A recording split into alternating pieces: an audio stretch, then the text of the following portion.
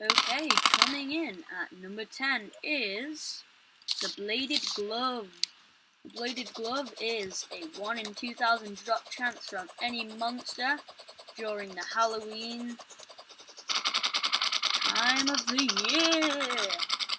As you can see, the damage per second on multiple dummies with this particular weapon is around 500, 490.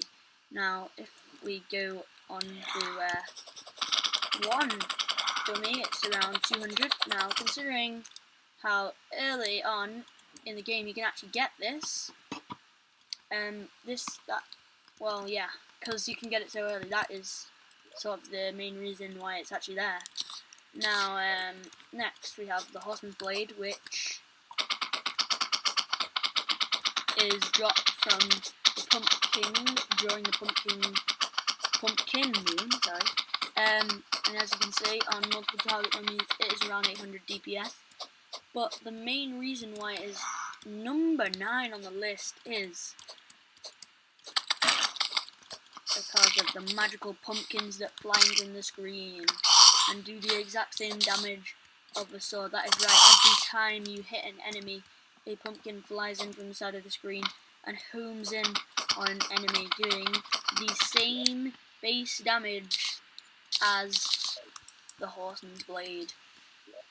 So, that, my friends, is a very strong weapon. Anyway, on to the next weapon, which is the North Pole. This is a spear type weapon, which can shoot out a projectile which drops more projectiles. So as you can see, the main spear itself with the projectile is doing around 2000 DPS, which is pretty good. And this weapon, sadly, the main downside to this is the fact that it is not auto fire, so you cannot, if you hold it down, it only fires at once. So you have to like click it multiple times. But as you can see, there's like snowflakes raining down, doing endless damage basically. So this is my preferred method of shooting. You can get about 5000 DPS max when shooting like that.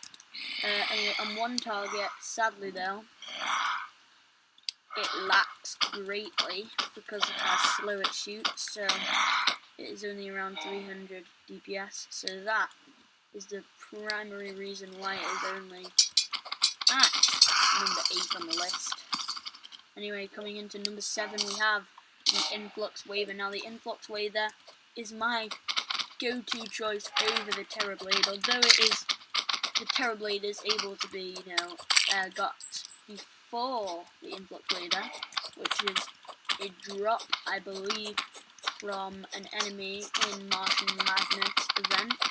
But as you can see, the DPS is around 2000, but just like the Terrorblade, it has a projectile which it shoots almost every single swing. And as you can see, just like the what's the name of it now? The North Pole, yeah. It sort of lacks greatly, considering this is nearly an endgame weapon. It only has like 600 DPS against a single target, so that is why it is not as high on the list. Anyway.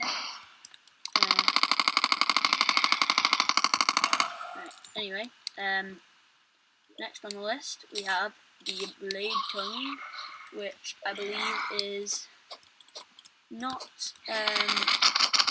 which you can get this early in the game from fishing, and the amazing part of this sword, once again going to have to go down and kill a few monsters with it, is the fact that there is an Icor debuff which shoots out the sword every time you swipe them, which basically means that you do more damage, or the monster's defense is lowered, so you effectively do more damage to them.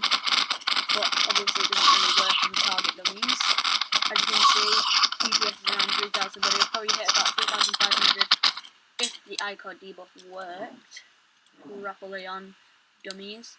But as you can see, against one enemy, it is almost as good as the influx waiver, and considering this is an early hard mode weapon, it just sort of shows the power of the influx waiver against one enemy, which is not very high, so not big fans of that.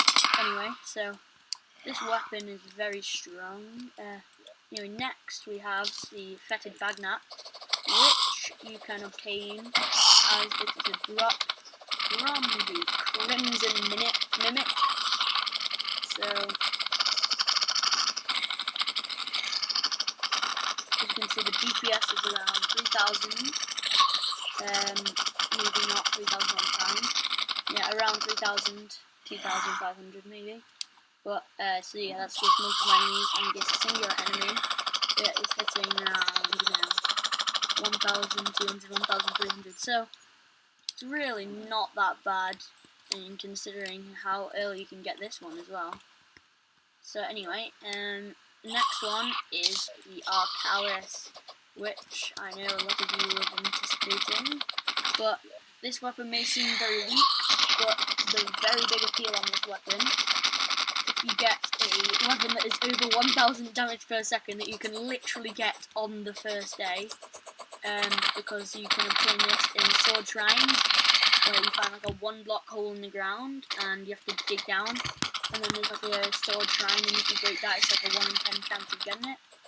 But if you find this on the first day, if you found a 1,000 DPS weapon on the first day, you know, that's pretty much why it's up there. You know, this is like the same as the influx waiver on the first day against one target, so you really can't argue with that. So yeah, that's the Arcalis. Coming in at my number 3 is the Meow Meow. Now, I know there's a lot of like controversy, like whether the Meow Meow or the other two, I'm about to show you are the best, but I think the Meow Meow is the worst of them all, even though it is very strong. I will give it that. As you can see, 10,000 DPS, and against a single target it's hitting 1,500 DPS, so very good endgame weapon. But the thing that really puts me off it is the noise that it makes when it hits the ground. It's so annoying, and I just love playing with the sound on, so you know, pretty annoying that.